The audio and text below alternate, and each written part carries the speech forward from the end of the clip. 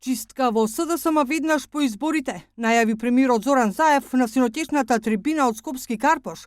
Познавачите на состојбите во владачката партија ваквата порака ја толкуваат дека Заев всушност само ќе ги искористи изборните резултати од првиот изборен претседателски круг како алиби за она што го планираше и пред нив, дека ќе има проветрување во јавноста се зборуваше и пред изборите, особено на министерскиот и директорскиот ешалон. Сите оние што не покажале резултати ќе бидат тргнати, велат нашите извори, особено министрите што потврлија во капиталните инвестиции, но и директорите за кои има негативна клима во јавноста.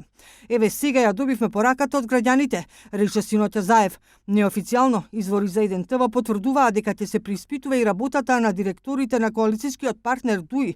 Овој пат нема да има ротации, велат нашите извори. Актерот Драган Спасов Дац на трибината на Заев му подари метла. Пораката е дека има незадоволство. Има незадоволство од функционери, од централната и од локалната власт. И таа порака, еве, јас прв меѓу еднаквите, ја примив. И не само што ја примив, им возвраќам. Секако дека ќе има чистка. И секако дека ќе расчистим. Отворено зборуваме, не за да на некој се закануваме.